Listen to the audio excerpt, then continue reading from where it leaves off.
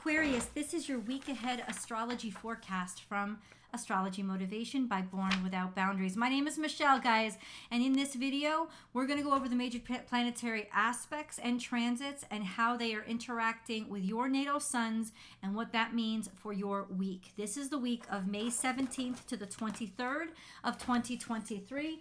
There's my notes right there, and we're going to get right into it. So, first, we're going to start out with the stuff that's really big and it's impacting everybody.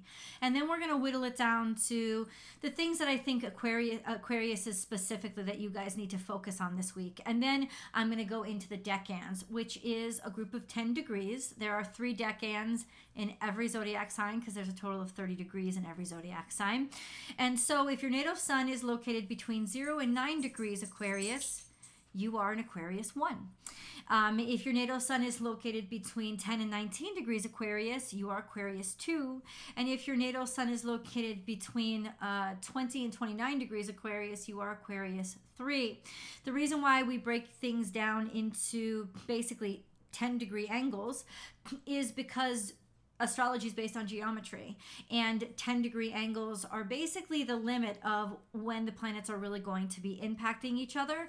So there's a huge difference between natal suns in Aquarius. So where your natal sun is actually located in the zodiac sign of Aquarius matters a great deal as to how it is in fact interacting with other planets and where they are positioned in the cosmos right now.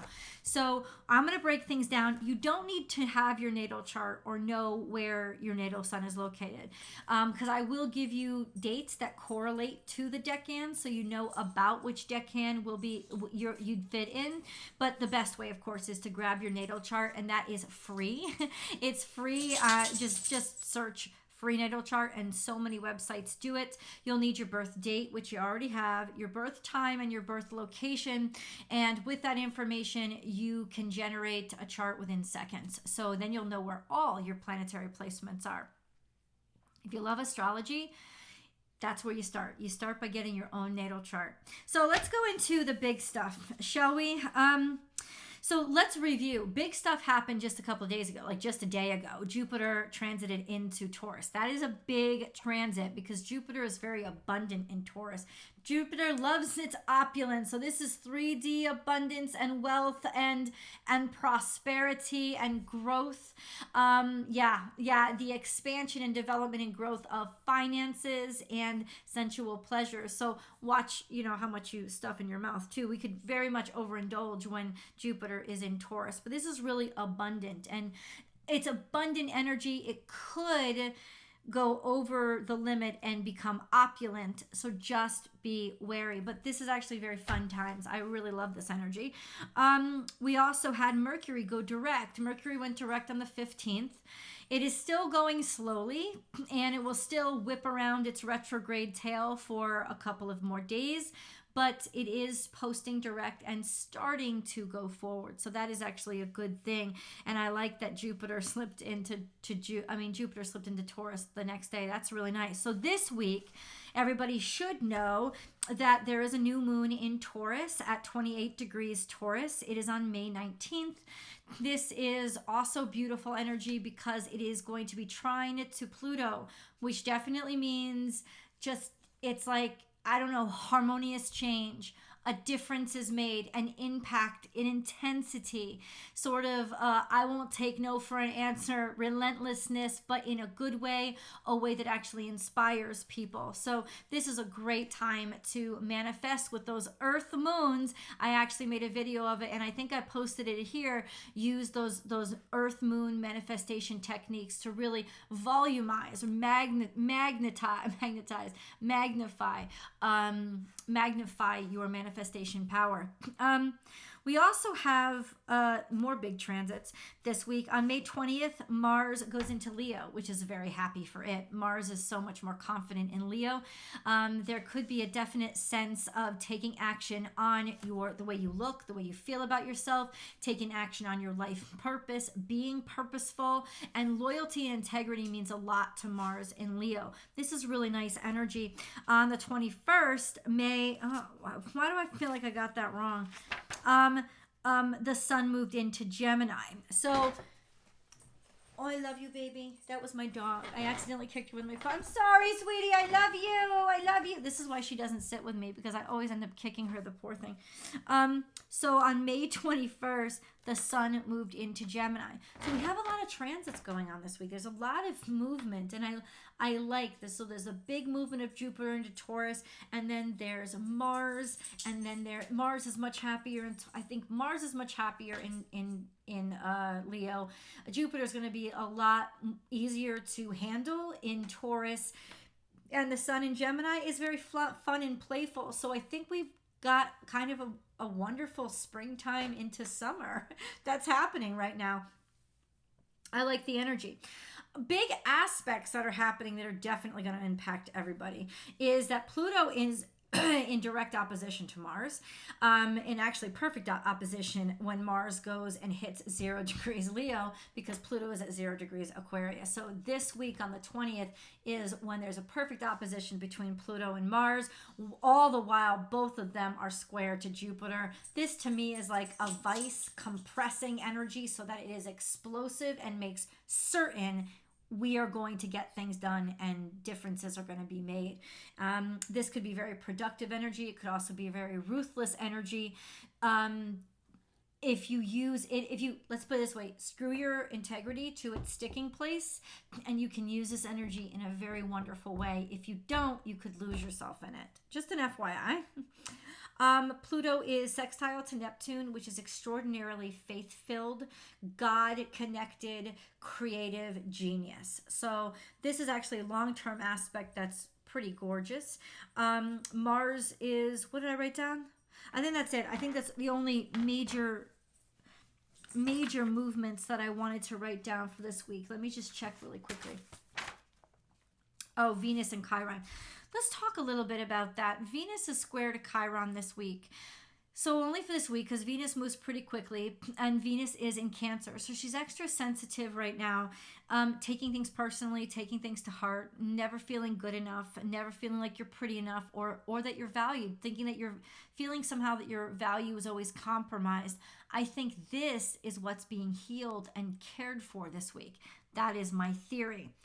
Aquarius, let's go and focus on those things that I think all Aquariuses should be aware of this week. So Uranus and Saturn are your ruling dignitaries. So you really only have one major ruling dignitary. It is your modern ruler, and that is Uranus. But your traditional ruler was Saturn, and Uranus was not, I think it was discovered in the 1800s. So it hasn't been around that long in consciousness. So Saturn still very much impacts you. So we're going to talk about what Saturn is dealing with this week. We're going to talk about what Uranus is dealing with this week. So Uranus is at 19 degrees Taurus. It is going to be sextile to Venus as of the 22nd of this week. Uranus sextile Venus is odd and surprising, interesting, and adventurous escapades in romance, opportunities in romance, but also in finance. And I think that this is especially true because Uranus is in Taurus and Venus is in Cancer right now. They are very, very compatible energies. So this could bring up some nice surprises when it comes to especially financial value through family. Saturn this week is actually interacting with a lot. It's still at 6 degrees Pisces. It's not going to move very far. It is sextile to Mercury, which is exceptional energy for work. That is like getting things done, thinking really, really smart, being very practical, and major opportunities because your mind is just on it. And then Saturn is also sextile to the North Node, trying to the South Node. This is going to be like that for quite some time, right through July. And what can we expect from that? Well, we've been expecting right along, which is we're gearing up toward the future by harmonizing and having confidence with where we've come from in the past. So let's talk about the decans. If you are decan 1 and your natal sun is between 0 and 9 degrees Aquarius, this is for those Aquariuses that are born in January. So January like 22nd through the 30th or through the 1st of February, you guys, especially if you're Capricorn cusps, are definitely Aquarius ones. But I think it's like January 30th, 31st, maybe February 1st. it all depends. Just we have to see about the year, which is why the natal chart is so important. But it's about there, and you guys will know if your birthdays fall between there. You're definitely Capricorn ones. So I'm sorry. You're definitely Aquarius ones if you are on Capricorn cusp or born in that last, say, week and a half of January. So Aquarius ones, your natal suns are conjunct Pluto. And you know that because it's been that way for a while. And what that means is major change, stirring you up, especially for the next couple of years. This change might have just started now. It may be taking you by surprise, but it is something that is going to change you forever. And it's usually your social beliefs, your community-based beliefs, your public beliefs, more or less social and social justice beliefs. These are changing. They're metamorphosizing. They're developing. And you may surprise yourself over the next couple of years, but this is sort of where you're meant to be going. So in addition to, but that's long term. And like I said, your natal suns, especially if you're on the cusp of Capricorn, have been conjunct to Pluto for a while. So expect those changes over the next couple of years. Another long-term aspect is a sextile to Neptune, which is extraordinary energy. It is so creative and so connected to your God purpose. There is a level of certainty in you that I don't think you'll experience at any other time. You'll find yourself to be very creative and really, really, really like just coming up with the most beautiful and amazing idea. Like nothing is impossible to you with that kind of sextile interacting with your sun.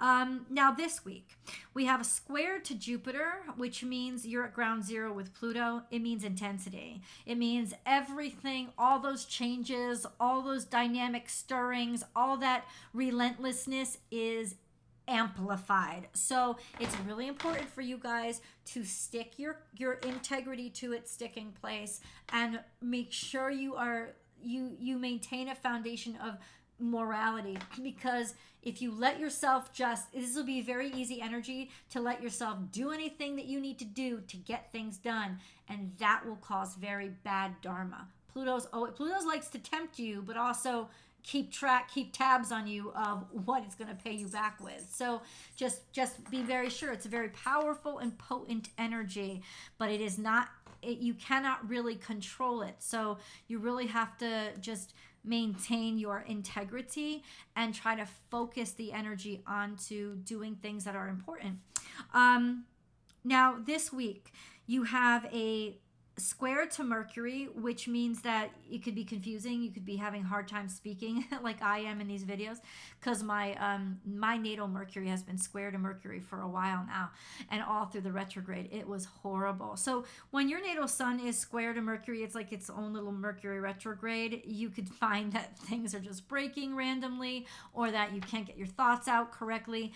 This is a transit that will only last a week, and in fact it'll just be done by the end of this week. But it's not a good week to plan a test. It's not a good week to plan a presentation. It's not a good week really to anything where the communication is important. It's not a good week to sign a contract.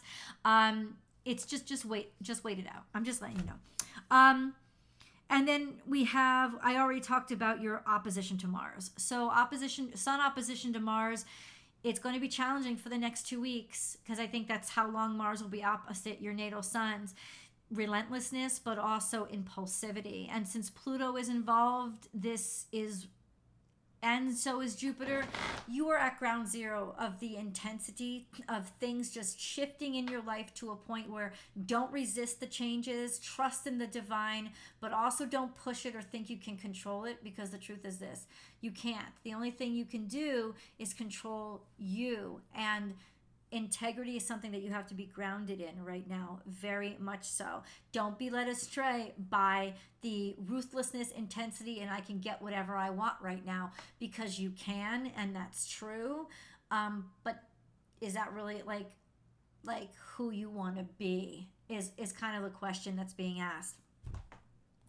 It's also just a very good week and a very powerful week to make changes in your life. Be relentless, don't be ruthless. And there is a difference. That's kind of the advice for this week, or actually the next couple of weeks. Actually right through June. like next 4 weeks, June 15th, the square will be, the square between your natal sun and Jupiter will be intact until then. So just FYI. Yeah, let's move on to Aquarius 2s. So Aquarius 2s, your birthday is somewhere between, say, February 2nd and the 11th or 12th. It's sort of like that first week and a half of February, about there. Long-term aspect is sextile to Chiron, which is opportunities and inspiration, finding opportunities and finding ways to inspire people or to help people based on the ways that you have struggled, based on your struggles, based on what you have seen and what you have learned because of your struggles. So it's like turning pain into progress. So that's actually a long-term energy. It's a healing energy. It's a cathartic energy, and it's really nice. You also have a long-term aspect to Uranus, a square to Uranus. So surprises will come up, curveballs will come up, and probably kick you in the butt. It's brilliant energy. It really is, but it'll start to frustrate you and those around you because you may not be interested in the things. Suddenly you'll be curious about things you were never curious about before. You'll lose interest in those things that you had interest in. This is like for the next couple of years, a little bout with oppositional behavior disorder. You just don't want to conform, and that could create challenges. So just know that that could happen, be aware of it, and then, accommodate. This week, there is a quincunx to Venus, which is just frustrating energy when it comes to money, finances, and love, especially in your family. So there could be some sort of congestion or BS about finances. It won't bring you down, but it definitely will irritate you and frustrate you. This will only last a week, just an FYI. It's not a great time to make big investments this week, or not to spend on anything that's really don't buy large ticket items like cars or houses. In this energy, don't make any dynamic aesthetic changes to yourself or your environment. It's just not the right time to do it, and it's only a week or a week and a half that it'll last, so let the energy play out and just use this as a discovery period. Now, Aquarius 3s, your natal suns are conjunct to Saturn if you are on the Pisces cusp. So those of you born at the very, very end of Aquarius season. So this is the last week and a half of, say, no, not last week and a half. It's almost like from the 20th to the from like the 10th to the 19th or 20th of February. It's around that time. Your natal suns, if you are on the Pisces cusp, so that's like the 19th, 20th, 21st, Pisces cusps, you are definitely conjunct to Saturn. So it's you guys who have that sense of purpose and practicality and maturity and almost natural sense of responsibility about you right now. You could, with a conjunction to Saturn, take yourself too seriously or feel things have to be hard won, but more or less it just gives you a solid sense of purpose and the ability to commit long term to objects, to chores, to all different things. This week is interesting for you. You have a sextile to Jupiter if you are on the Pisces cusp, especially this week. A sextile to Jupiter is basically the best fucking aspect in astrology. When your natal sun is sextile to Jupiter, you're going to have tremendous opportunities for growth and expansion that you didn't even fucking ask for. So this is rapid growth and expansion and lovely opportunities, especially since Jupiter is in Taurus, where finance and luxury items or beauty is concerned, all of those things. So amen, hallelujah, enjoy this. It'll last probably like a week and a half for you guys. Like a week, at least a week and a half. Yeah. Your natal suns are square the current sun, which means you can have ego challenges, become a little bit too egotistical, or feel a little bit like your courage is off, or you're more uncertain or not as sure of yourself as you usually are. But it's definitely a sense of one sun looking at the other, so it can be a humbling experience, which will teach you about something, to teach you about yourself. And this week into next, your natal suns are quincunx to Mars, so definitely watch for impulsivity and watch for pugilistic and pugilistic activity, being willing to fight too much or get too physical too quickly. Watch for an increased chance of physical injury. If you're cocky and ego-driven and try to think you can do something that you never tried before, it's just not the week for it. FYI. I love you guys like crazy. Let me know how the energy is impacting you in the comments below. Please don't forget to subscribe before you log off this video and go join me on Born Without Boundaries Tarot for your week ahead astrology forecast. For your week ahead tarot card reading. I will see you guys there. Bye.